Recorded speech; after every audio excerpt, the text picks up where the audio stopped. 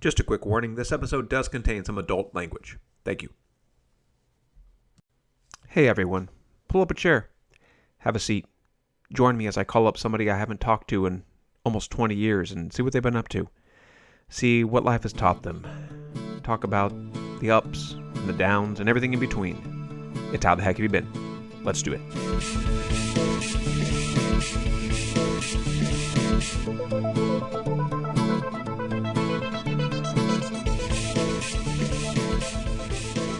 All right, I'm not going to waste a lot of time introducing my guest today because her energy and love of life really just comes through from the episode itself.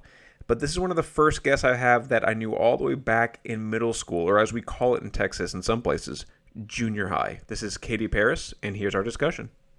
There she is. Is it Katie? Hey! Can you hear me okay? Yeah, I can hear you okay. It's a little quiet. Let me see.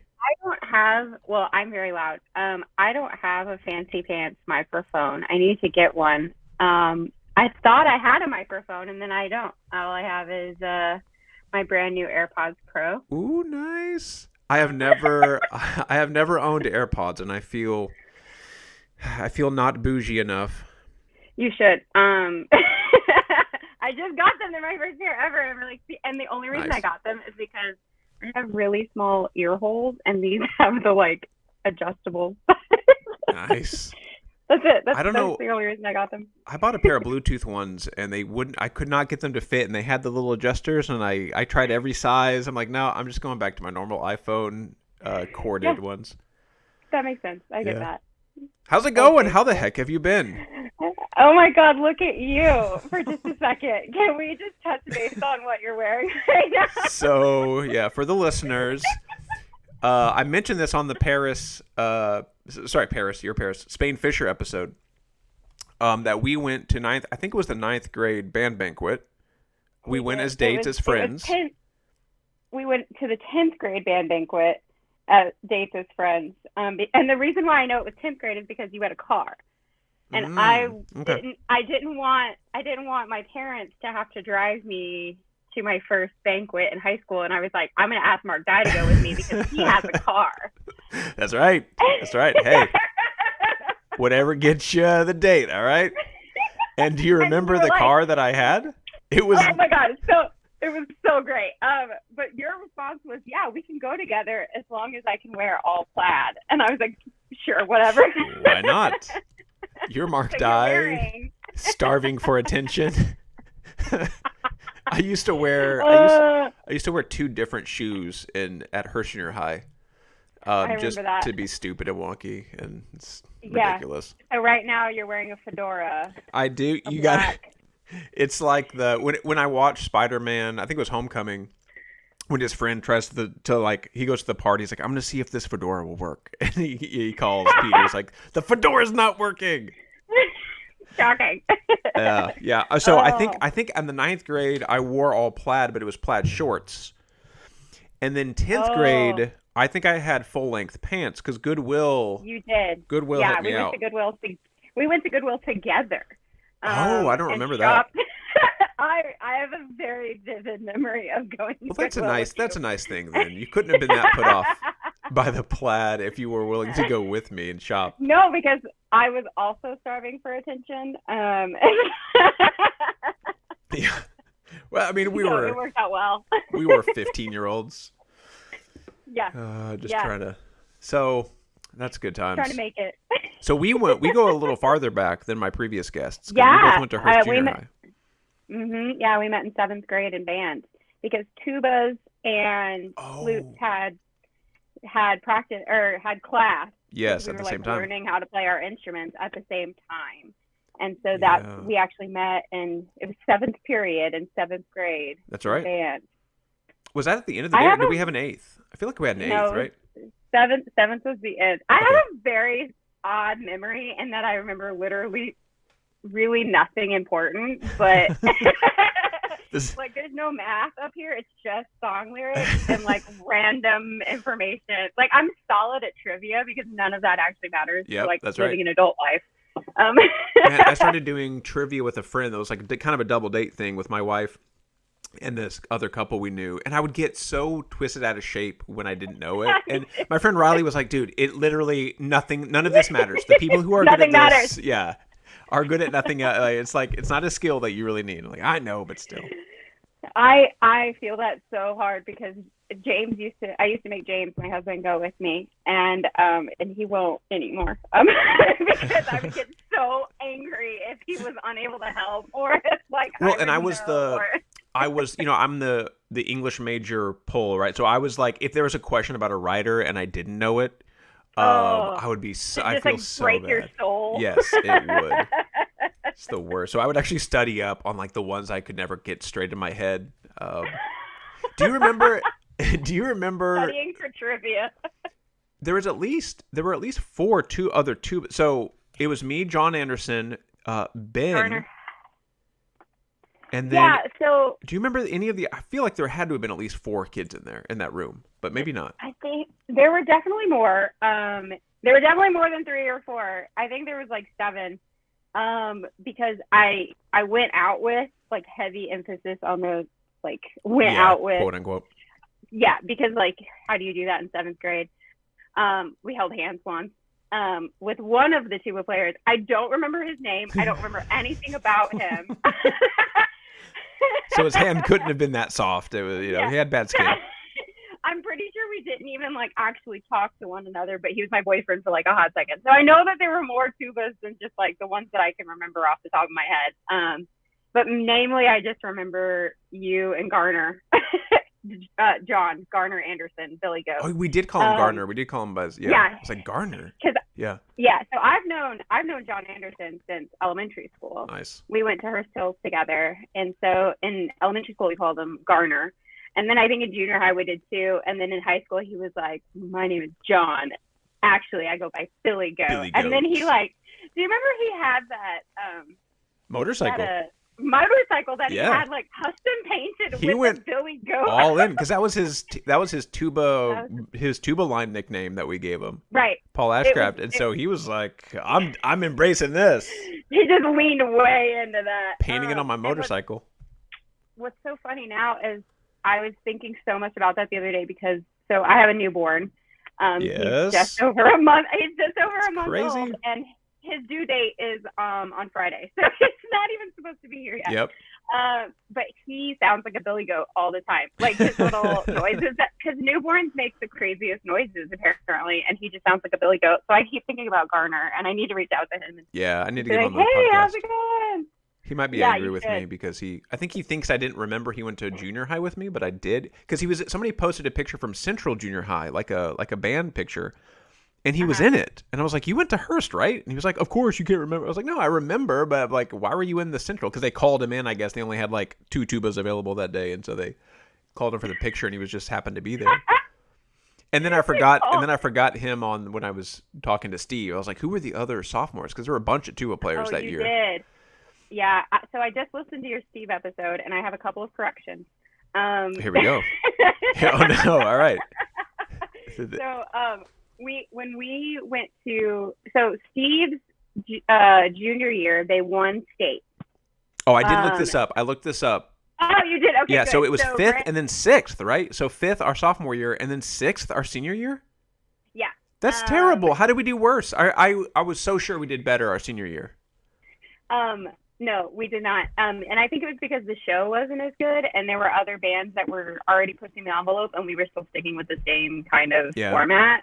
And our show was like 12 minutes long, and we kept changing the intro every single time we went on. All 3 times we changed the intro, and I just remember thinking, this can't be good. Did we change it at nationals? Yes, for what was it? How does it go? Prelims, semifinals, and finals. Yeah. Every single time we came onto the field a different way. Oh, I do remember it, but it was still the same formation to start, right? Yeah. It was just the entrance. Yeah. It was like how we entered on. Right. I was like, this can't look good. This can't, like, there's no way this looks good. But we did do worse. And then, but for state, our junior year, we came in second because they canceled finals. They canceled finals because of the rain.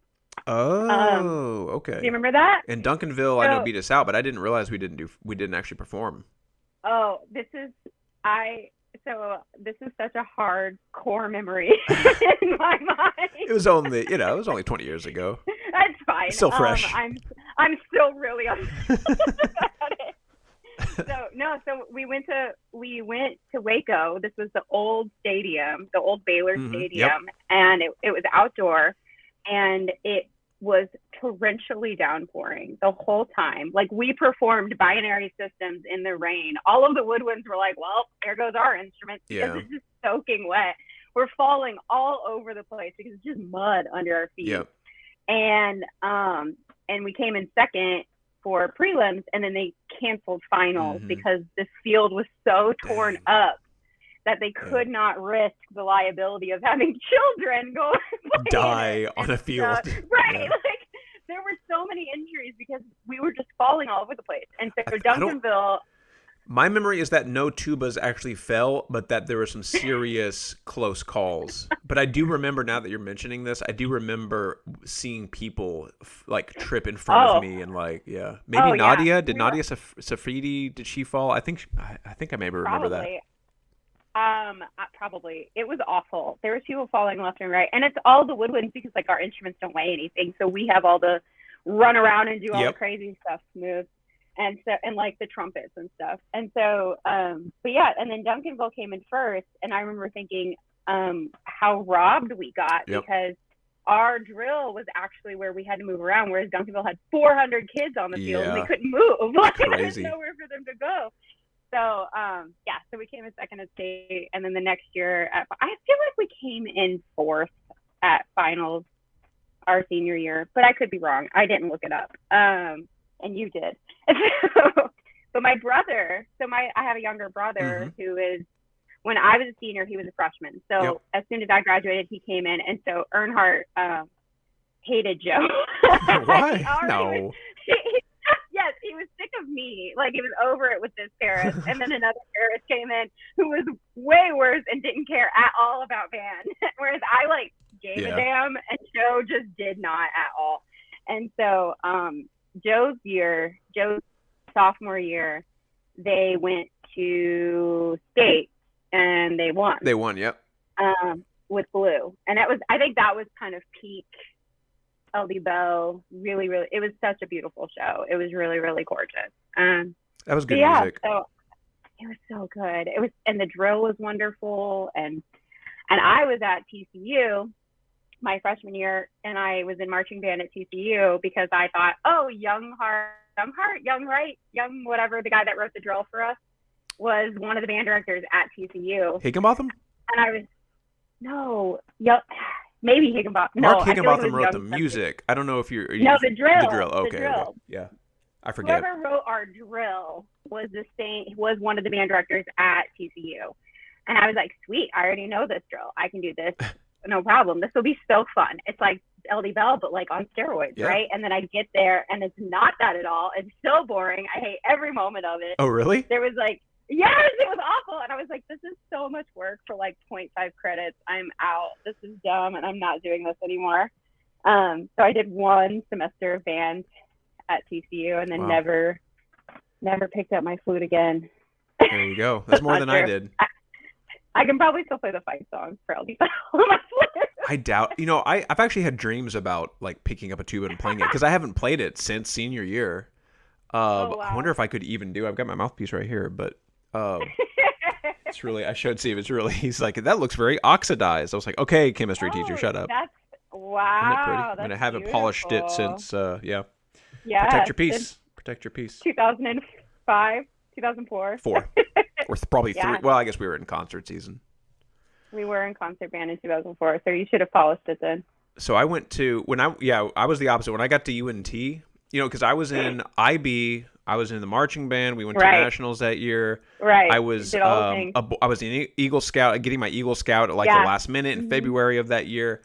And then I went to UNT, and I just did nothing but my classes. And you were like, I'm out. Amazing. I don't have to do... I can watch 4 episodes of Star Trek Next Generation on Spike TV in my dorm room. This is so awesome. This is great. I peaked early. It's all relaxing from here.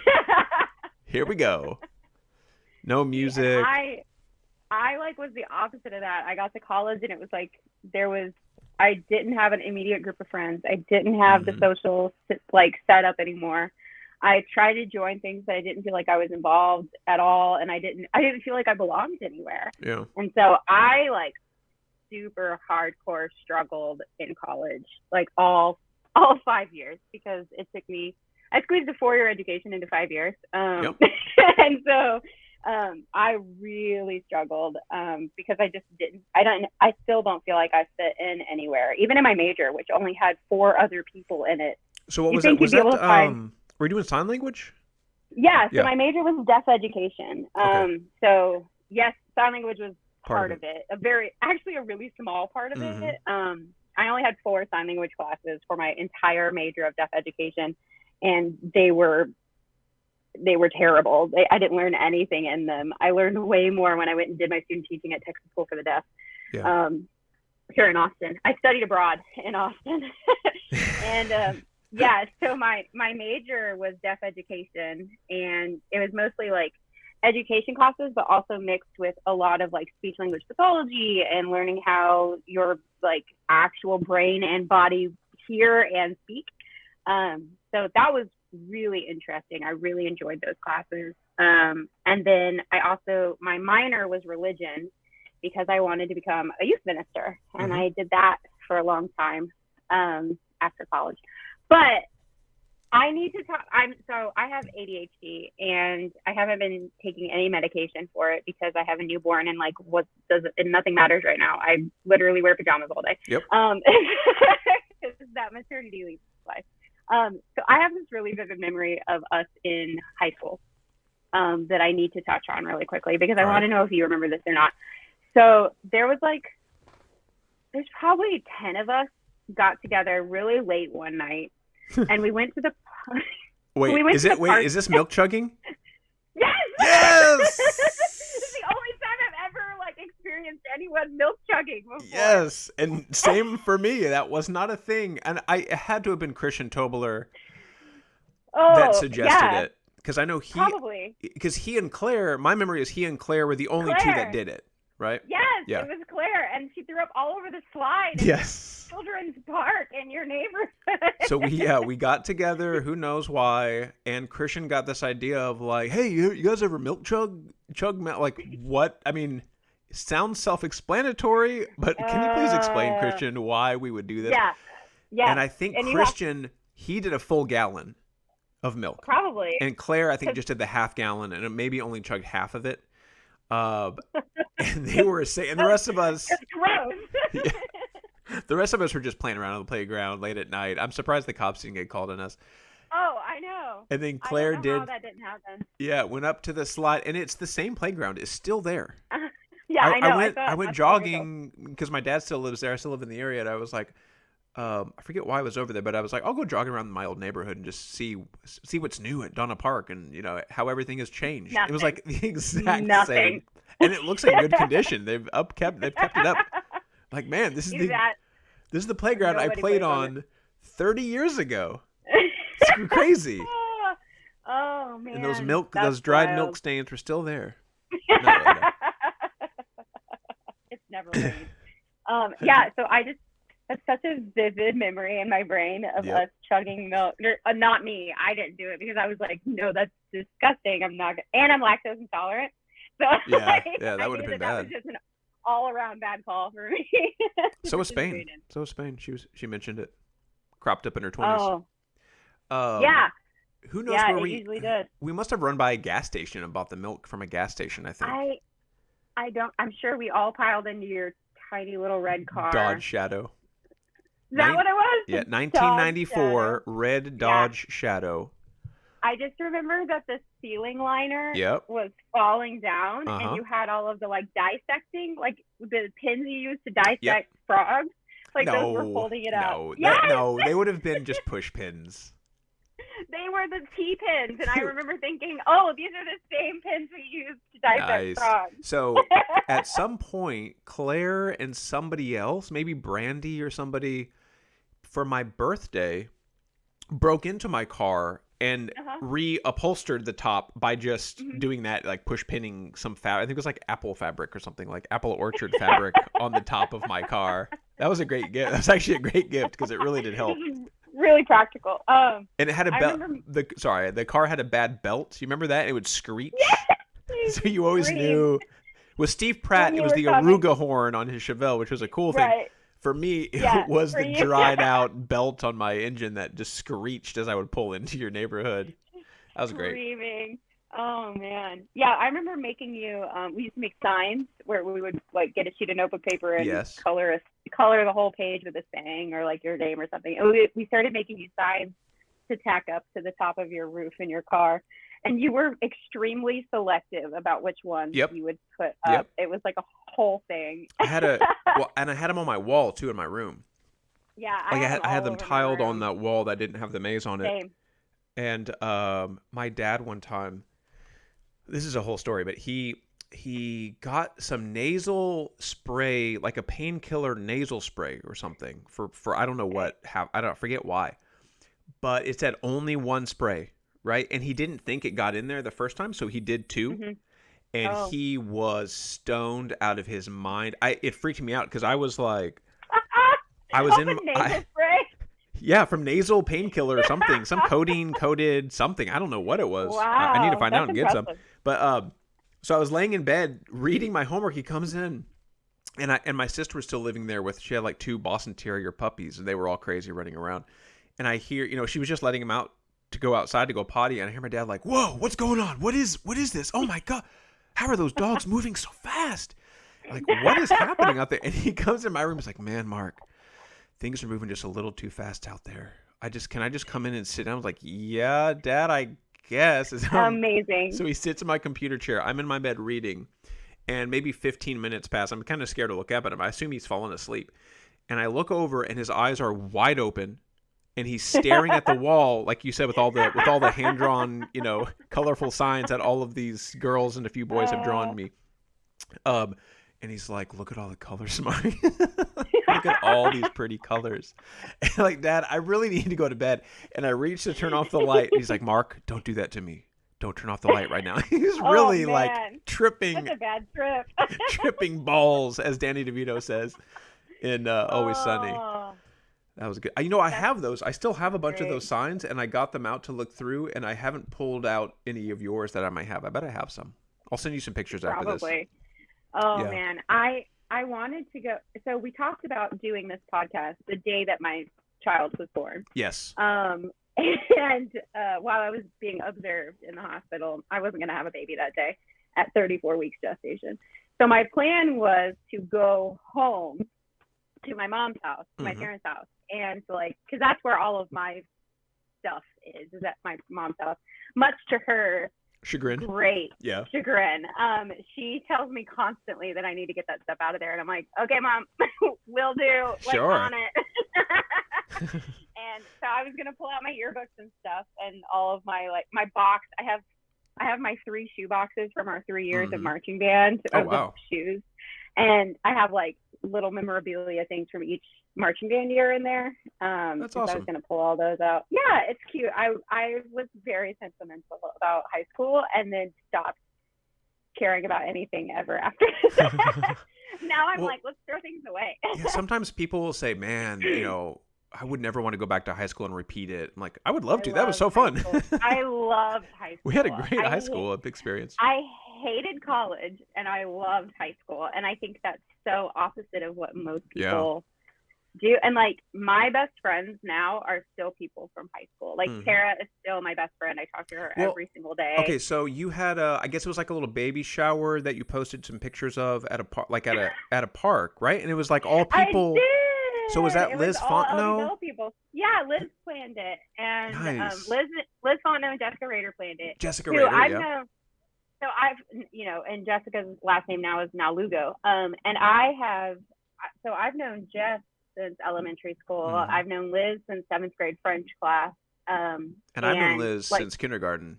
Yeah, you've known Liz a long time. In fact, I've already talked to her about coming on. Yay, yeah. She's the best. And so I still, Liz is actually probably going to come and hang out with me for a week or so and help take care of Stevie with me. And Like these are my best friends, and I don't really talk to like anyone from college Yeah. because I didn't make Well, you were, I any mean, close you were friends. pretty good friends with Claire, right? Was she not? And she was at TCU. Did y'all not? Did she kind of split away and get her own friend group or Oh something? yeah, no, we didn't like. I never saw anyone I went to high school with Yeah. at TCU. There was like 9 of us that went, Yeah, Toby, Claire, and who else went? I have no idea I because can't. I Yeah, because didn't you didn't see see any them. of Yeah. them. No, well, Matt Schofield, Mitchell Moss. So I still talk to Yeah. Matt, and I still talk to Mitchell. They both went to TCU, but like I was so insulated in my own little like self pity world in college that I dealt with so much depression and anxiety. I was diagnosed my freshman year with extreme depression, like almost manic depression and anxiety. Oh wow. And I'm sorry to like, hear that.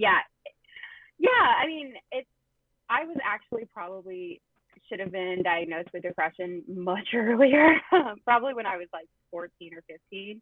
And it wasn't until college that my parents were like, oh, this is something's not right. You need to go to the counseling center and figure this out. And so all through college was me kind of trying to Working through navigate, that. Yeah. yeah, and like figure that out and get like on the right medicine. And it was hard. It was really, really, really difficult. And that's one of the reasons why it took me 5 years to graduate is because my first semester, my freshman year, I was so depressed. I didn't do anything. I didn't go to class. I didn't study. I didn't do anything. And I ended up with like a 1.67 GPA or something like that. And so I was constantly having to, from then on, I was like digging my way out of that hole. I ended up graduating with like a, 3.2 or something like that. So it was fine, ended up fine. And I'm very healthy now, but that's something that, has always stayed with me is just, I still I'm very aware of my mental health, and I'm very aware of the mental health of those closest to me. Yep. Especially with all of like the things that I've had to go through in the last, just 20 years, from getting married, getting divorced, and then getting remarried and moving and infertility and my dad passing away. And so it's just something that I'm super aware of all the time, which is a blessing and a curse, I think, in a lot of ways. But Did it help give you some like having dealt with that kind of through college? I imagine it gave you at least maybe some strategies or some scaffolding to be able to handle some of the other stuff that comes at you. Well, and mostly it's like I know my triggers, and I know when something is going to mess me up. Yeah. Like I'm very aware of the things that, so like when my dad died 2 years ago. He had prostate cancer, and so he died in February 2020, and then the pandemic hit March of 2020. Yep. Oh jeez. So that sucks. Yeah. But so he was put on hospice in September of 2019, and when that happened, we had just had our third IVF transfer that failed. And so I was in the process of, I was never going to try again. I was never doing IVF again. I don't wish IVF on Greg Abbott. Like, that's how much I hated IVF. Ted Cruz, I mean. Nobody. Like, it's terrible. And so, like, my worst enemy, I don't wish infertility on literally anyone because it's so incredibly soul crushing. And so I was struggling with that and mourning the loss of my fertility in general and mourning the loss of ever being mom to a biological child. And then my dad was put on hospice.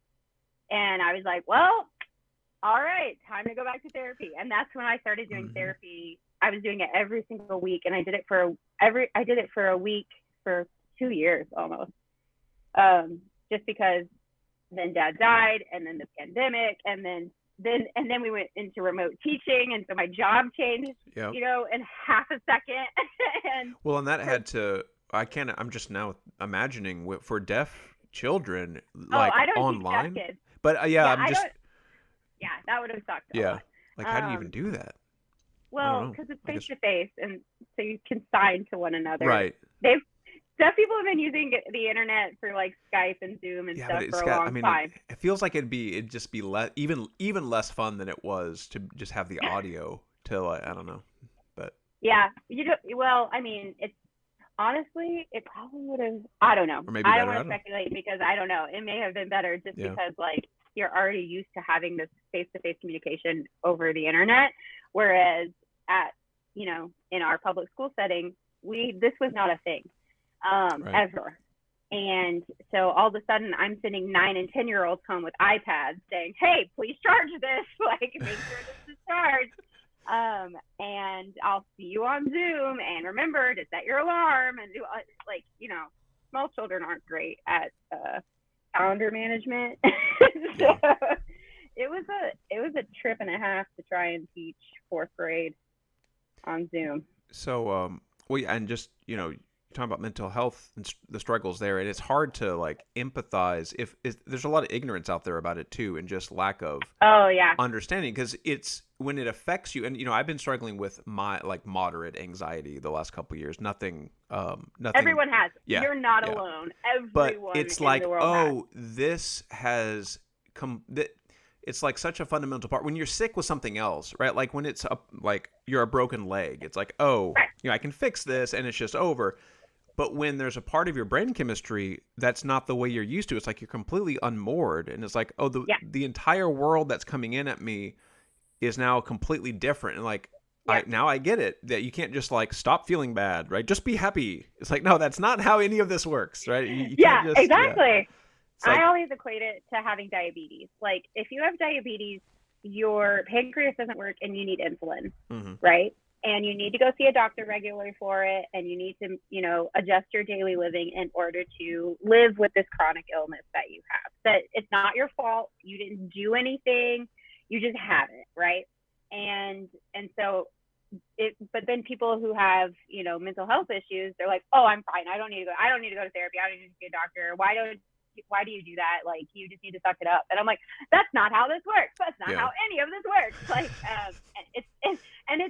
there's such a huge stigma because, we just don't prioritize mental health in this country or in this world. Yeah, really. And so I'm constantly telling people to go to therapy. The more I learn about it, the more I'm like, we should probably just all be doing this, right? Even if you're the most normal, 100%. Happy person, like this is still so good for you to be mindful of your emotions and to talk through what's happening. And so, and it's not a solid, like, you can't go to therapy like once or even 5 times and be like, I'm better. Like, it's more of a process. It's very much a process. And I think that's frustrating to people because we're so about that instant gratification. We have a headache, we want to take a pill. We have, anything. And it's not about that. Like, it's not that. It's very much you have to learn who you are instead of who you think you've been all this time, and really process a lot of things that you don't necessarily want to process. And that's hard and scary. And so it's much easier to just be like, nah, I'll just take my antidepressant or my Xanax and be good. And so that's like people, I'm constantly like promoting therapy. I'm like, you should go to therapy. It's great. People always ask me how, so James and I, my husband and I have been together for 11 years, and we've been married for 9. And we've seen, our fair share of garbage together. And people are like, how do you make it work? And I'm like, therapy, just straight up therapy. So do you do, go to I mean, this may be too personal, but do you couples therapy as well? Yeah. So it's not too personal. I'm an oversharer by nature. All right. It's good for the podcast community. Yeah, it's great. What's your biggest fear and your most embarrassing moment ever? Don't answer that. Actually, my biggest fear is really stupid. You want to know what it is? I'm like terrified of aliens and mummies.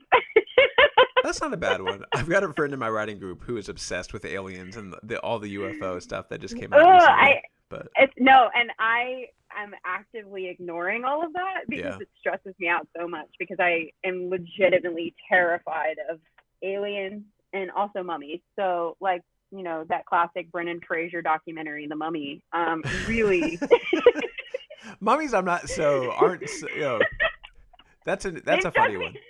Oh, they scare me so bad. And I'm pretty sure it has to like deal with childhood trauma of us going to the mummy exhibit at some museum in Memphis when I was a child, and like, well, as Stevie gets older, you'll start to realize you're like, crap, I don't know what's gonna stick. You know some things are gonna stick. You never know what it's gonna be. 15 years later, like, Mom, what the heck? Why would you? Why did we do that? I don't know. It's like some things don't affect them at all, and you're like scared they do, and some things are like, what? That's what you got hung up on? Yeah, and I think that's so. A friend of mine at work, she's one of my best friends. She says that all people end up in therapy because of their parents. So as long as they don't end up in therapy for like really terrible things that you did, you're pretty okay. Yeah. Like that's like her whole parenting. Like she has a 8-year-old and a 5-year-old, and that's just how she parents. She's like, as long as I don't mess them up too bad, like we're doing okay. Yeah, do as little harm as possible, because you're going to do something at some point. Right, like it's inevitable. You're gonna mess them up. That's what parents do. Like you talked about knowing yourself and going to therapy to kind of know yourself, and that's when you have a child, and you may have already experienced this the last 4 weeks. Like, oh, I'm not as patient as I thought I was. I thought I was going to be like super dad. Do you watch Bluey? I think love Bluey. Bluey's so great and so unrealistic. I mean, come on, dude. You can't be playing that many pretend games. It's the goal. That's the goal, right? I know. Because they don't have jobs. Like, they live in this perfect house. They don't ever go to work. Yeah. Like, they're always both there. They're just playing for 3 hours at a time. Yeah. These extravagant pretend games with their kids. I'm like, Daddy just needs a nap, kids. I cannot play the keepy-uppy game for 3 hours. For 10 hours. Yeah. But it is. It's like, oh, man, it's like, you learn about patience and, oh, man. Well, and I know that I'm not a patient person. I never have been. And especially in teaching fourth graders, I know I'm not a patient person.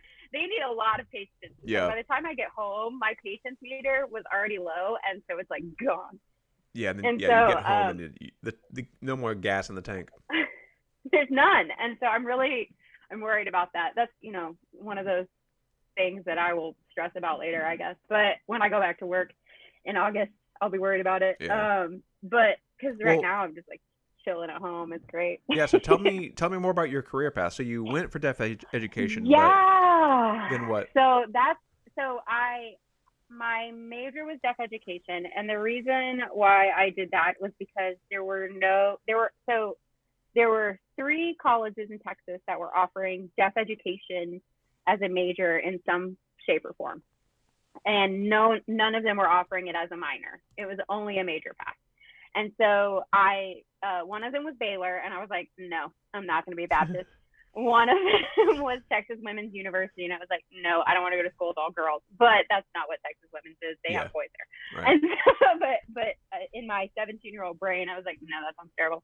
And then one of them was TCU. And so I actually went to SMU first and tried to do a tour there so I grew up United Methodist, and I thought, oh, I'll go look at SMU. And there were girls on this campus walking tour that were wearing like stiletto heels at 17 years old, and I was like, this is a hard no for me. I'm like in my like Vans and my studded belt and like my band t-shirt and my like short spiky hair, and I was like, hard no.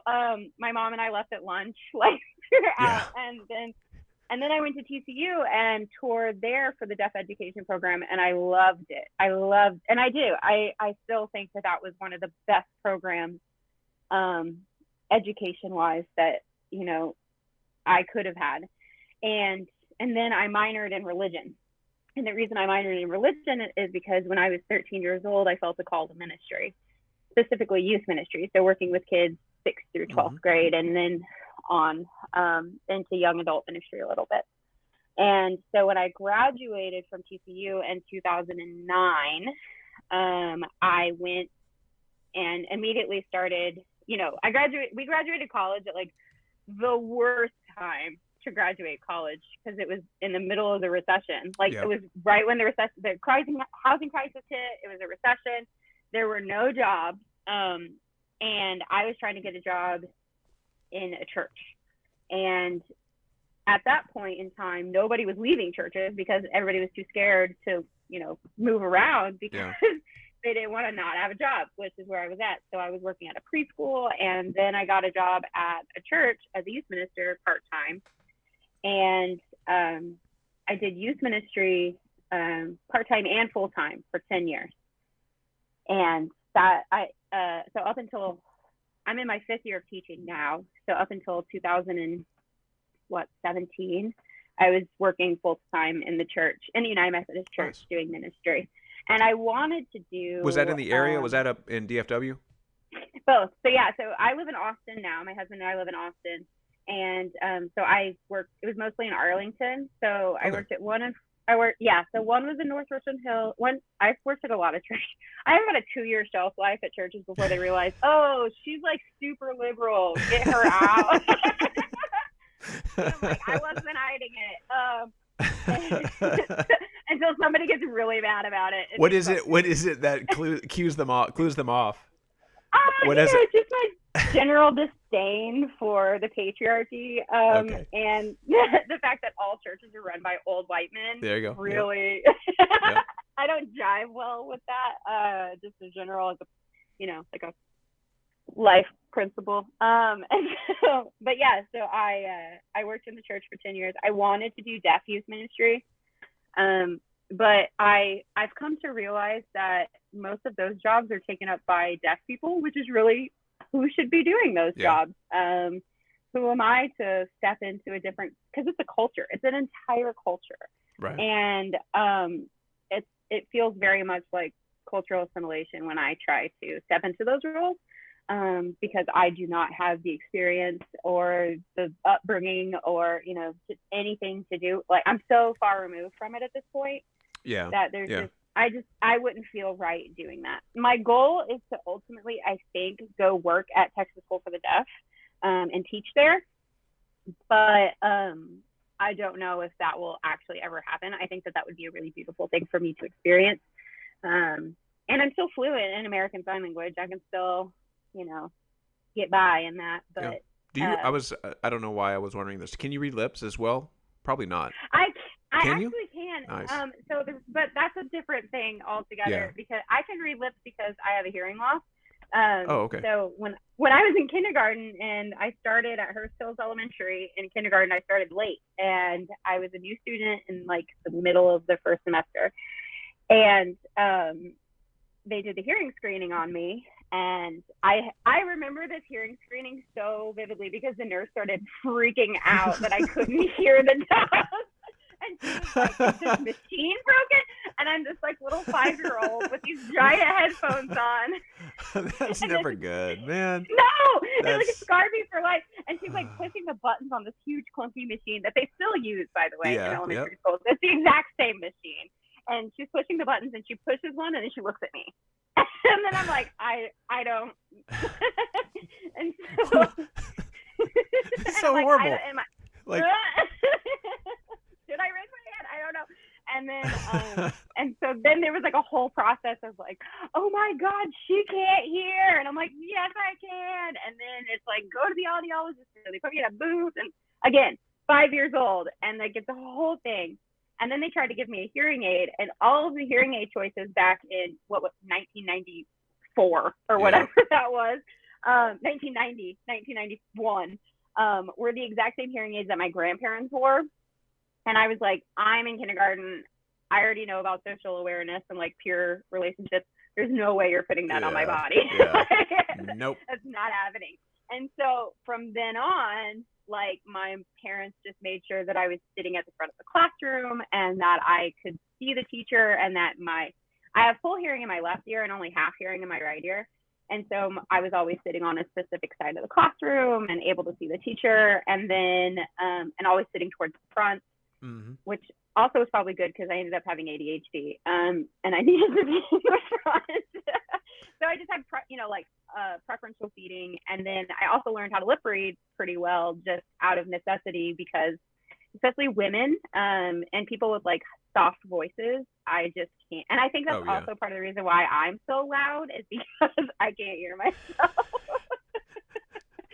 And And so I know how to lip read just out of necessity of not being able to understand everyone. And so masks are garbage for me. And so that's something that I have really struggled with. And also just think, and I think a lot of us have, because our facial features, that's like 70% of language, is being able to see somebody's face and read their emotions.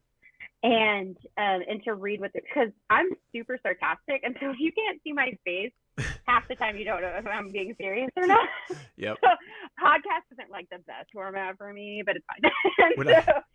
So I was teaching full time that first year back, and we had a bunch of freshmen come in because I taught 9th grade, and I'd never seen them before, and they were wearing masks all year.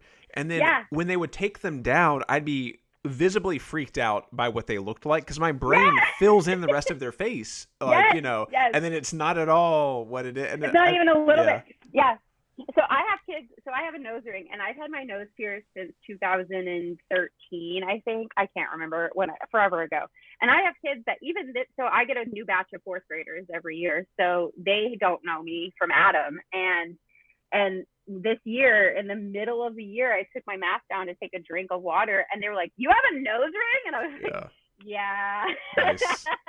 Well, for me, it was bad too, because if you can see, I've got the beard, but when I would pull my mask down, it would only show the mustache, so I just looked like I had a porn stash or something. Like, "Oh, Mr. Dad," like, "No, it's a whole thing, guy." Just no, it's a thing, guys. I promise, I'm not that weird. It's like a different kind of straight. Yeah, that's so funny. They just don't. You know, kids, I feel so bad for them, like right now, especially like the younger ones, because they're growing up in a world that is, you know, we always talk about how us as millennials, we grew up in this post 9/11 world. And, you know, I think that the post pandemic world, growing up in that, is going to just be so strange. Like my niece is turning 3 this month on the 20th, and she's my 420 baby. And she, she's growing up in this world where, like, all of the adults in her life, she can't see half their face, like the vast majority of her life. And so I'm like, man, the way that these kids are going to interact with one another on interpersonal level is going to be so incredibly interesting and so different from what we grew up with, because they literally can't see each other. And then you pair it with the complete digitization of, you know, that. Because, you know, my daughter's 7.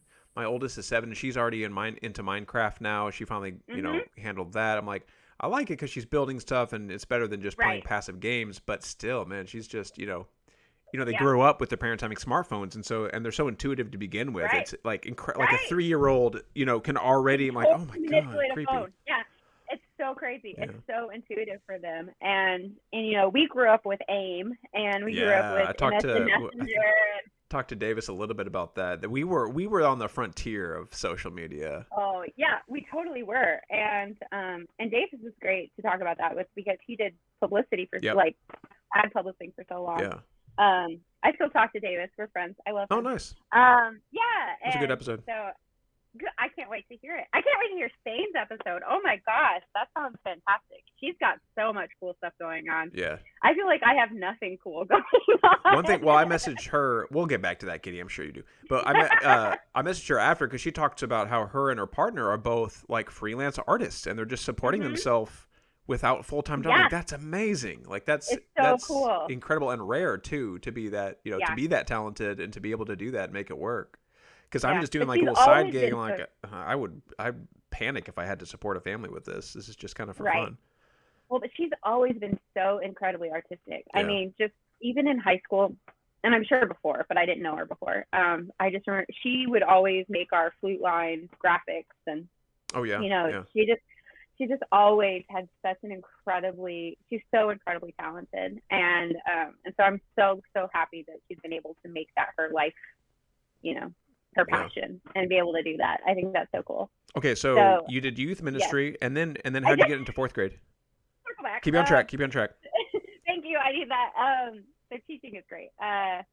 So I did youth ministry for 10 years, and then at my last church that I was at here in Austin, I was doing full-time youth ministry, and it just got it. I hit that 2-year mark, man, and it just kind of imploded. And there was like a lot of things that they were making me sacrifice. Like I had to give up all of my social media. Like I could not be on social media, and I had to. Oh, wow. Yeah, like it was basically like you don't get to be you anymore. You have to be this job, and this job is not who you are. Did you do a Facebook post about that? Because I feel like I remember you saying that or coming out publicly and being like, "This is why." Yeah, Maybe, so I did a blog post about yeah. it. So I consider myself an amateur writer, so I have a blog that I muse on every so often. And if y'all want to check it out, shout out. Is it Hipster Ginger? It's the Hipster Ginger. The Hipster on WordPress. WordPress. On WordPress. Yes. Go find it. Go find it and enjoy reading about infertility and and just life lessons that I have learned through my years of experiencing things. If you want to hear another white millennial point of view on anything, that's where you should go. We need. There's not enough of those voices out there, Katie. I know. And so that I feel like I'm filling a void. And so we all have something to say though, and it's good. I've had so many people reach out to me either on Facebook or Instagram or through the blog or whatever, who have said, thank you so much for sharing this, whatever it is, whether it was when I was going through my divorce or when I was starting fertility treatments or when it was, when my dad was dying, like all of these different things that people have come out and said, thank you so much for writing this because I felt so alone. And I'm like, we are not like, yes, grief is, so as Keith Pratt said, grief is incredibly isolating. Mm-hmm. But if you're willing to share that with other people, you never know who you're going to help because you're not the first person to go through this and you're not going to be the last person to go through this. And everybody's situation is different, but it's so helpful to know that, oh my God, somebody else feels this way. Well, and it's helpful, I struggled with that Steve interview for that part because I feel like I'm the opposite end of the spectrum because I've, both my parents are still alive. I've never experienced anything like that. And so, I know it's coming. I know at some point I'm going to have grief in my life. So it's nice to hear about it and kind of prepare for that. Well, and, A, good for you. B, it is. And even if you haven't had like these tragic, horrible, awful things happen, like one of your parents dying way too young, either suddenly or slowly, or losing a child or, losing your life, getting divorced, whatever it is, if you haven't experienced those things, like you still experience things, like you still had bad days at work and you've still had really specific things that have happened to you. Like maybe your car broke down and you couldn't afford to get it fixed. And like, that can be overwhelming, and so we've all felt that in some way or another. And so I just feel like putting my voice out there a little bit, just for anybody who wants to read it, or hear it or whatever, and just hear what I have to say about how I've dealt with things. And also like a lot of it is in retrospect, which is good, because the way I deal with things in the moment is very different from the way that I think about things later on. I think that can be helpful. And I've had a lot of people say that it's helpful. So that's what I've tried to do. But my last church job basically was like, you can't do that anymore. And you can't be yourself and you can't talk to people online. And like, I'm such an extrovert that social media, I love social media for that reason, because I feel like I'm able to stay friends with people, even if it's like a friendship on social media. For me, that still feels very real. And so I don't even understand what you're saying. Was this like a requirement of all of the people in the church or just the youth ministers? No, just me. I was just me. It was just targeting you. Okay. No, it was because somebody got mad at me. And about something that I did or said, or several things that I did, or actually they made a list, and it was like 8-point font and 2.5 pages long. It was a good time. And so it was just me. They just wanted me. If I was going to keep my job as the youth pastor at this one specific church, I had to do all of these. Wow. And I realized that this was very much a trend where any church that I went to, they would get upset about how I was as a human being because I'm not pious enough, because I'm not quiet enough, because I don't respect authority enough. And I'm like, why do I have to be? This is who God made me. I'm being my authentic, genuine self. And I've even tampered it down a little bit to fit the mold of the church. And, I thought this whole deal was about acceptance, and I'm feeling like I'm not very accepted here. Yeah. Yeah. That's a really good way to say that. And I feel like that's a lot of young people are young. I feel like we're not young anymore.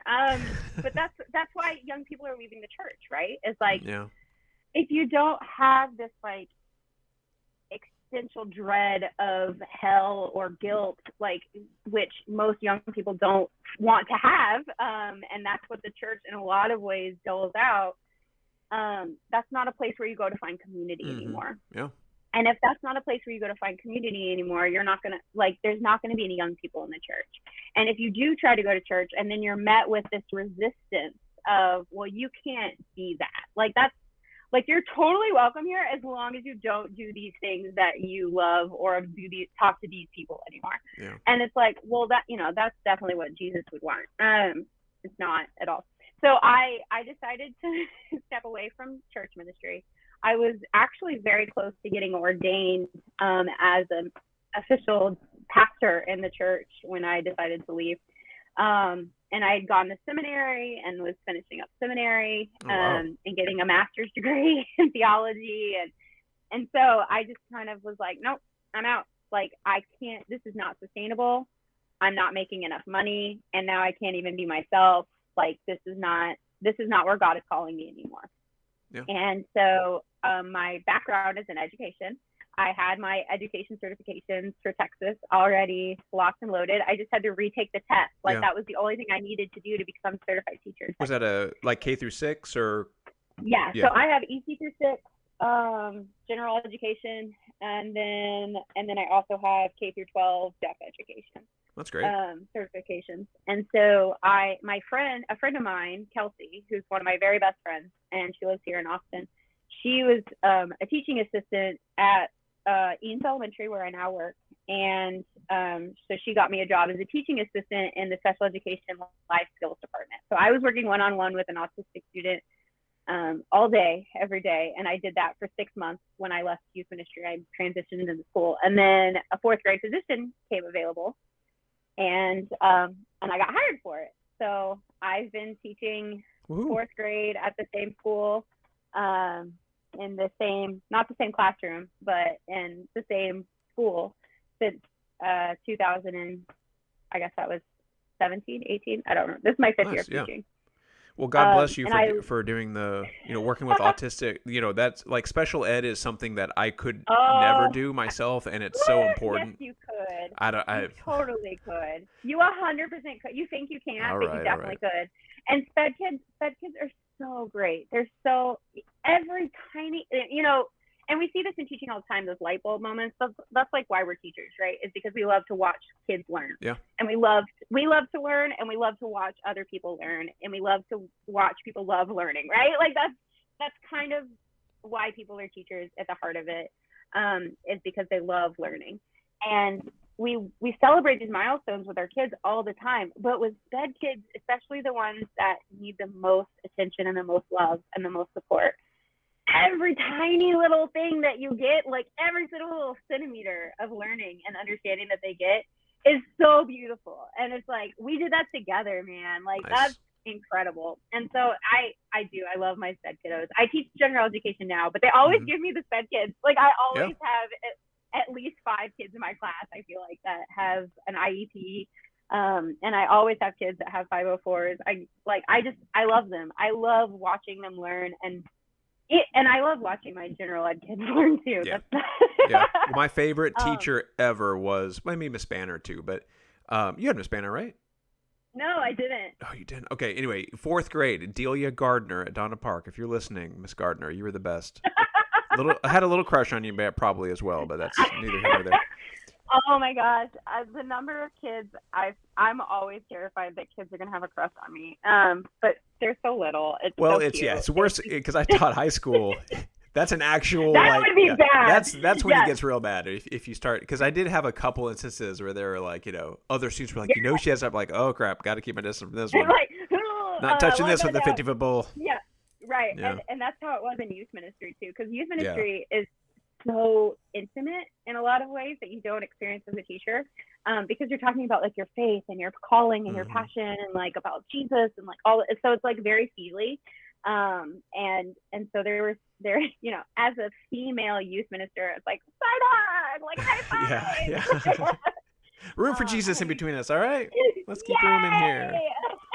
So I had to be very aware of that at all times, which is so uncomfortable. But yeah, so teaching fourth grade, I moved into that role, and I absolutely love it. It's definitely where I'm supposed to be right now. Even though it sucks balls to teach in a pandemic, it's the worst. Oh my God. I mean, no. So like, why is there a teacher shortage? And I'm like, because this is the worst. Well, I mentioned that because Davis is going back to be an English teacher. I'm like, well, you're taking over for me because I couldn't do it full time anymore. And it wasn't just COVID. It was other personal stuff. A lot of things. Yeah. But yeah. Well, I did want to say before we sum up, because you mentioned your dad a couple times, and like the way I knew him very infrequently. I mentioned to Spade. I remember you telling me at the dance, right? You were like, my parents will only let me go with either you or Scene Harold. I think it was Scene was the other one. Probably. And so like at the time I was like felt so honored. I was like, oh man, I'm such a nice guy that. Nope. And now I realize I was so unthreatening, and one of the only two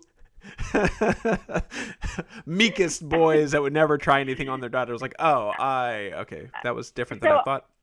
But I was gonna say oftentimes when people mourn through social media, I'm like, I don't know if this is the appropriate place. But the way you did it for your dad was so authentic, and so like the photos you chose. I mean, I could see the joy, and that's how I recall him too. I was like, oh, Katie's doing this the right way, and she's like, I don't want to get too much into it, but I don't know how much you want to talk about it, but that was just great to see. I'm like, oh man, I remember, it made me remember him, and you did an amazing job honoring his memory, and what a great guy he must have been.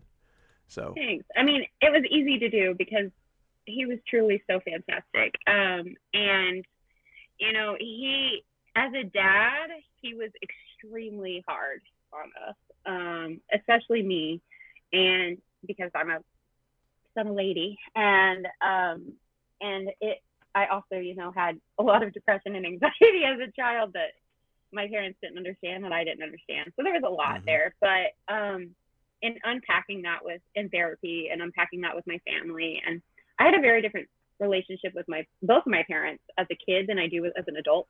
And I have an extremely healthy relationship with both of my parents as an adult. And as a kid, I think we were all just doing our best, right? And because raising children is hard, and being a child is hard in a lot of ways. And so, my dad was so just loved by everybody. There were very few people in this world who would meet my dad and say, I'm not really feeling that guy, because he was just so magnetic, and he just had this energy about him that was like, oh, this guy is funny and kind, and he's a great, just all around person. He was a fantastic attorney. Everyone in his office loved and respected him. His clients loved and respected him. Judges loved and respected him.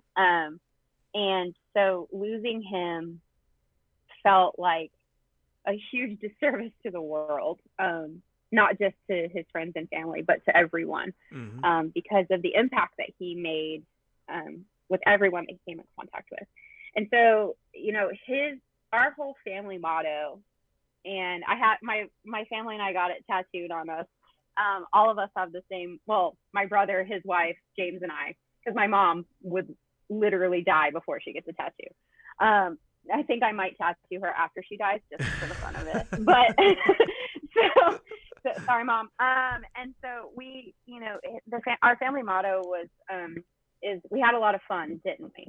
And that comes from when my grandmother, my dad's mom, passed away of cancer. She was in her early 80s, and she had fought breast cancer for 10 years. And my grandparents worked really, really hard. Their children in the Depression, like my grandfather was a POW in World War II for 16 months, and then immediately came home and like hitchhiked back to Tennessee and married my grandma. Wow. And like they traveled the world together and would go on vacations to Spain every Christmas, and like just worked really, really hard to have a really beautiful life together.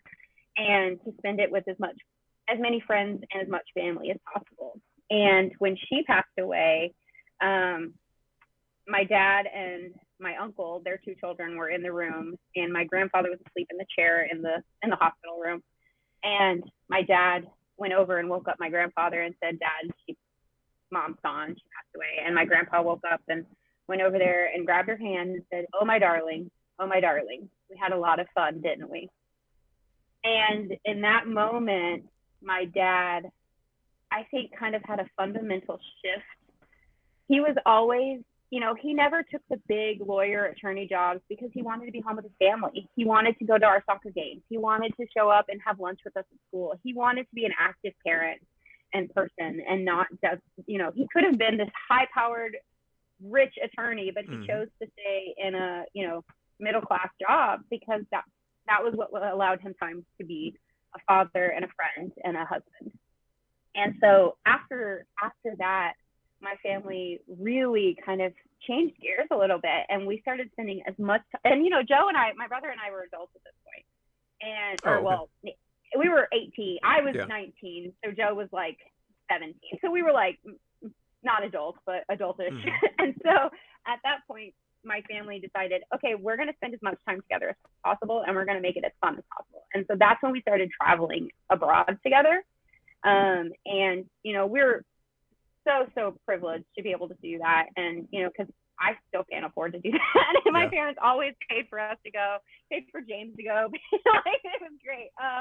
And so we started traveling together and just having as many experiences together as possible, and making sure that we were spending time intentionally together and having fun and drinking good drinks and having fun conversations and doing fun things and just spending as much time laughing together as we possibly could. And so really the last, 10 years of my dad's life was spent with friends and family, drinking good drinks, having good food, going cool places, and doing really cool things, whether it was camping or sitting on patios or dancing at weddings. And everybody always invited the Parris family to their wedding because we were the first people. We are the first people on the dance floor, and we don't care. We don't care how we look. We're just there to have a really good time and drink your alcohol. And so, yes, nice. And so that was really what my dad kind of lived for, was that motto of, he knew, especially when he was diagnosed with cancer the second time, when it came back, he knew that he wanted to leave a legacy that whenever his kids talked about him to his grandchildren, because he knew that his grandchildren weren't going to remember him. And I think that's his biggest regret, is that he didn't get to know his grandkids. Because time is a terrible thief sometimes. And does your brother have any kids at this point? Yeah, so my brother has a daughter, Sophie, who's going to be 3. She's my 420 baby, is my niece Sophie. Oh, that's right. And I'm obsessed with her. I love her, and she's such a little dictator because she's almost 3. She basically just tells everyone what to do all the time, and she's hilarious, and I love her. I love that kid. And she really was great. She was born in April of 2019. And so instead of, we would go to my parents' house every weekend to be with my dad. And instead of watching my dad die, we got to watch a baby grow. And so she doesn't know it, but she was really the savior of our family in a lot of ways, because she helped us grieve my dad as he was passing away. And, so now when we talk about my dad to our kids, we can remember the good times that we had together. And that's really kind of the vein that I've tried to remember my dad in. And it's easy to do because he was such a wonderful man, and we had so much fun. We had a lot of fun together. That's amazing. And my family tries really hard to continue that legacy. It's been difficult because, we've been locked down since he died. But now that we're getting out more and having more experiences and being able to do that a little bit more freely, we're going to continue to have a lot of fun as a family, in remembrance of my dad, but also in celebration of just us being a family and spending time with friends. And I think that that's so important to do, is to live your life now and to have as much fun as you possibly can, and don't wait for it to come tomorrow. That's my goal. Man, that's a great story. That's a great story. And it aligns with, I mentioned, grief and suffering comes no matter what. And I think the human condition is that we're able to find joy and have fun in the midst of it. You have to, Yeah. because if you don't, you become a shell of a person, and it's so easy to slip into it. We can all slip into that, and and it takes a lot of intentional practice too. I think to be able to do that on a daily basis. I'm not always good at it. Oh my God, when I was pregnant, I was so mean all the time. Well, so tell me about that. So how did that happen? Did it just, was it like a miracle? Was it, because I know? I mean, yes, but it was a scientific miracle. And so I was done with the whole birth of babies thing, and I was not doing it again because IVF is garbage and it's expensive and it's horrible, and there's nothing fun or fulfilling about it. And after losing 3 babies, like, we transferred 3 embryos and none of them stuck, and so all 3 of them have names. All 3 of them are very much part of myself and my husband's self, and that was really hard. And so we were done. And then right after my dad died, like the week between my dad dying and his funeral, we were kind of like, sitting Shiva at my parents' house. My brother, his wife, Sophie, me, James, and my mom were all just at the house and kind of being there. And one night, and it was Wednesday, that week in between, Sarah and I drank way too much. I mean, we were drinking a lot that whole week because like, who's going to judge us right now? Yeah. And so we were having this like really heart to heart, like crying, loving each other session on the couch. And she's so wonderful and I'm so wonderful and everything's wonderful. And we miss my dad. And then she says, Joe and I want to be a surrogate for you and James. And I was like, whoa, time out. I'm done with this. Like, I can't believe you would offer that. That's amazing. Let's talk about that later. Let's circle back to that. And so it kind of like, after that, we kind of thought about it and processed it and talked about it. And we decided, that's something that we definitely want to do. We want Sarah to be our surrogate. And so I had another retrieval, which is where they go in. I had to take a bunch of medication. They overstimulate your ovaries. You produce a bunch of eggs, and they go in and they suck them out, and then they combine them with sperm, and then they make embryos out of that. And depending on how many, there's a lot of science and a lot of details, and it's kind of crazy that anyone has kids because it's so incredibly difficult to do, and people just do it all the time. And so we ended up getting 4 embryos out of that transfer. And then on the 1-year anniversary of my dad's death, my doctor called and said, Sarah does not qualify to be your surrogate. Yeah, and I think I was going back to the Ginger hipster post, and I read that one about why, because she was so close and she's your support system. And and that's really what it was. It wasn't anything to do with Sarah as a person. Yeah. Other than our relationship is so close, and it's a blessing and a curse, I guess. But because of that, we had these 4 embryos, and it was like, well, what do we do with these 4 embryos? It's just, I don't know what to do. And my doctor was like, Katie, I am confident I can get you pregnant. We're gonna do it. And I was like, okay, like, I'll do it one more time. And she was like, all right, I'm going to throw the kitchen sink at you. So we called it the kitchen sink protocol. So literally every single thing that's even remotely shown an iota of success in an IVF round, we did that thing. And so I was on the max dose of medication. I was on medications that people don't normally take. I was on, like, I had to have all of this testing done. And then I also had to have a surgery where they went in and like scraped up my uterine lining. So that way it was healing whenever they transferred the embryos, that would heal over the embryos. Okay. Like, because I have what's called unexplained infertility. They don't know why I can't get pregnant. It's the very scientific. It is. Unexplained. We have no idea. And of all, it's like 1 in 8 people experience infertility. And out of those 1 in 8 people, something like 20% of them have unexplained infertility. Basically, like, for me, every step of the process of getting pregnant, I can't do it. My body's just like, no.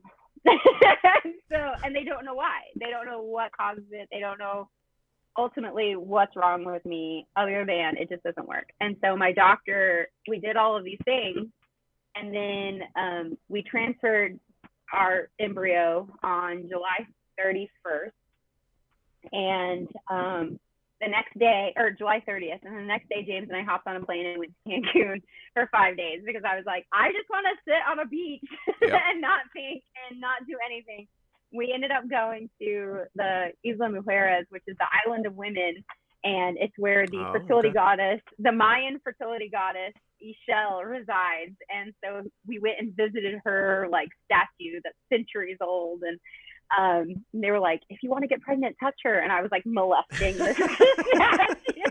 Every square inch. Let's do this. I was like, how much of my body can I fit onto this? And so James and I are like rubbing her and like getting our picture taken. And then we came home, and the next day after we got home is when I went in for my blood test. And my nurse, who I've had, I did IVF for 3 years, I think, like straight almost. And so I've had the same nurse and same doctor the entire time. And so the nurse, Ricky, called me and she was like, hey, I have your results. And so I was on speakerphone with James, and she was like, are you ready to hear them? And so this is the woman who has called me 3 times now to say that I'm not pregnant. Yeah. And so I'm very much expecting this to not work. Like, I have put it in my brain that this is not working. It's not going to happen. At this point, James and I are halfway done with the process of becoming foster to adopt parents, which we're getting a foster kid in like a couple of months. Oh, wow. All right. So it's just, because I had completely written off having a biological child at this point. And I was like, we're just going to adopt. That's our family. That's our story now. And that's great. We love that. And so she calls and she's like, I have your results. Are you ready to hear them? And I was like, yeah, hit me. And she goes, your numbers are 88. And I was like, Ricky, I don't know what that means. What are you saying right now? And she goes, I'm saying you're pregnant. And I said, shut the fuck up. and she goes, shut your dirty mouth. Yeah. And she goes, you're fucking pregnant. Like on the phone. And the whole office awesome. Behind her starts cheering because I'm on speakerphone at the office.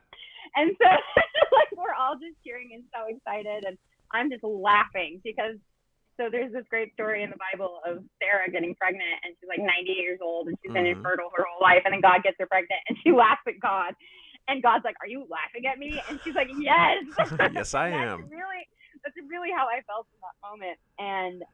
And so from then on, after that, I was like, I'm pregnant and I'm terrified that I'm going to lose this baby, that I'm going to have a miscarriage. And so I disassociated my entire pregnancy. Yeah. And then he was born at 34 weeks. So like I didn't get to do 3 of my 5 baby showers. I didn't get to do my maternity photos. I didn't get to like have a last trimester. And so I'm like, well, I guess that's just something that I don't get to ever have because I'm never doing this again. Right. I never unless I get pregnant naturally, some random way that I have a less than 1% chance of getting pregnant naturally. So if it happens, cool. If not, that's okay too. Well, yeah. I mean, I can't imagine that anxiety because even as we didn't have trouble conceiving, but even the whole pregnancy was like, oh, I know things can go wrong, and I'm just like all 9 months. I'm like, I was so stressed out the entire time, so stressed out, and just trying really hard to not think about it. And then also teaching in person full time in 4th grade in a pandemic when kids no you can't keep a 4th grader's mask on. Right. No. Yeah, I know. That's so I was like, oh yeah, we'll wear masks in elementary school. That'll be great. Yeah, my 3-year-old will totally follow all the protocols and not get anybody sick. Right. Yeah. It's great. We love it. Well, how's Stevie? Yeah. How's Stevie doing? He's so I don't know how I got such a chill baby when James and I are both so ridiculously loud and crazy all the time. But he's so chill. I mean, newborns, they eat, poop, sleep. Yep. So is it 2 naps a day still? They take 2 naps, right? Usually. No, honey. He sleeps all day long and he wakes up every 3 hours to eat. Yeah. That's okay. It. So I pump every 3 hours. He eats every 3 hours. And we don't sleep ever. So I remember eventually it kind of solidifies into 2 naps, and then they go down to 1. And then when that last nap goes away, like, oh, damn. No more nap time. Dang it. Yeah. So right now he just sleeps all the time. Like he's asleep right now. And he'll wake up at 3 o'clock to eat. He wakes himself up every 3 hours to eat. It's time, mama. And James is a paramedic with Austin Travis County EMS. And oh, wow, I didn't realize that. And they have parental leave. Like, he's literally on parental That's leave great. right now. That's great. And he's taking intermittent FinLaw, which he gets paid for. And I don't get paid at all. My pay is getting docked. Oh, that's stupid. Yeah, it is stupid. Yeah. But, America. And so home all the time, which is great. He's worked a couple of times. He works 24-hour shifts. But we've had so much support. Our families have been incredible. And, we have so many friends here in Austin that have just been so great. We feel so incredibly supported. And then also because I had such a public IVF journey and fertility journey, because I publicized it, I've had so much support online and from people that, I don't ever see. Like, I've gotten so much love and support from them. And, lots of wonderful baby gifts have come from the most random people that I never would have thought of. Well, I know Facebook was like, the Facebook hive mind was so happy for you when we saw that. Like all, just like 30 comments, 45 comments. It was great to see. It was insane. I think my most like on Instagram, on Facebook is when I posted our pregnancy announcement, at like 8 weeks gestation or something like that, because I had publicized it. Someone was like, this people need to know. And so, but it had like 700 likes or something like that. And I was like, oh wow, all right, we're really excited. And that's why I had 5 baby showers scheduled, because literally everybody wanted to throw me a baby shower. Because I feel like this is the world's baby a little bit, because I feel like right now at this point in the pandemic and at this point in everybody's lives, we kind of needed something good. And this is something really good for us and for lots of people. And also just naming him Stevie, naming him after my dad, and kind of continue on that legacy a little bit.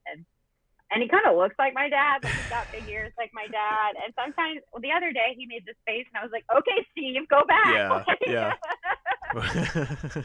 Stay dead. Like, why are you in my baby? So we just, it's been really beautiful and wonderful. And I know a lot of people have a horrible 4th trimester, and postpartum is garbage for a lot of women and men. And I'm having a great time. I love not having to work. I love getting to stay at home with my baby. And, I've wanted to be a mom for my whole life, since I was 6 years old. Like, my dad used to tell me, no matter what you do for a career, you're meant to be a mom. And so this is really what I feel like. I feel like I told somebody the other day, I feel like a holographic Charizard. Like, I've evolved into my final form. Venusaur is my guy. I mean, holographic Venusaur, I had one, but I mean, it's neither here nor there. No, it's not a big deal. It's fine.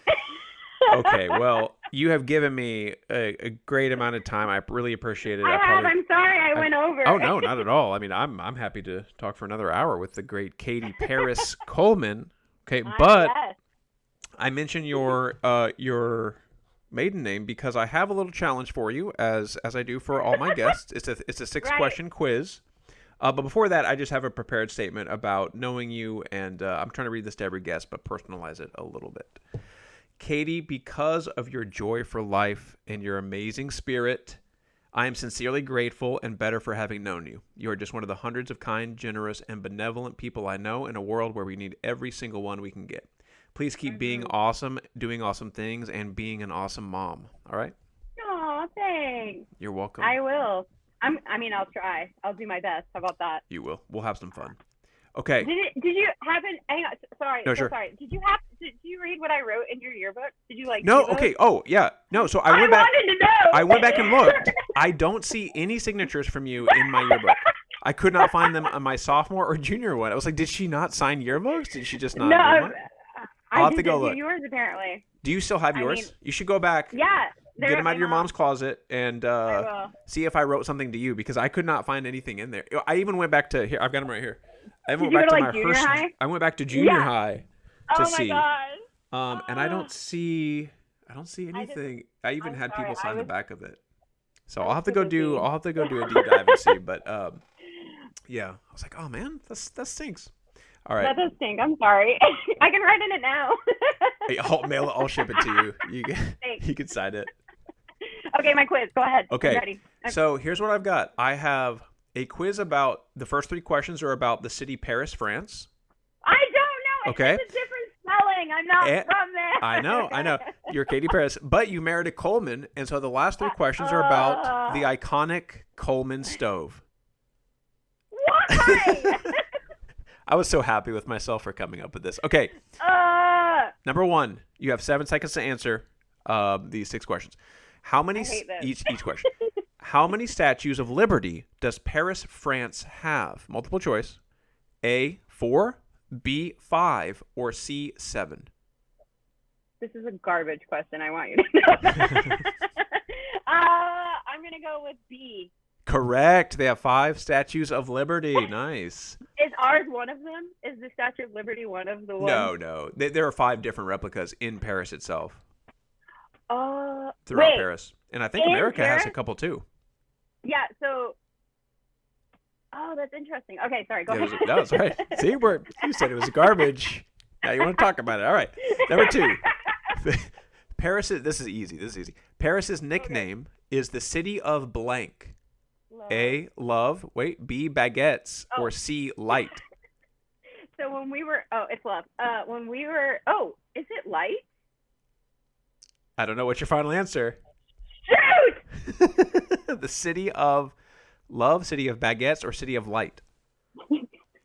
I'm just going to go with baguettes because that's funnier. Is it light or love? So I'm going to go with B because that's hilarious. It's light. It's B. light. Okay. The I city was of light, like, yeah. I can't remember.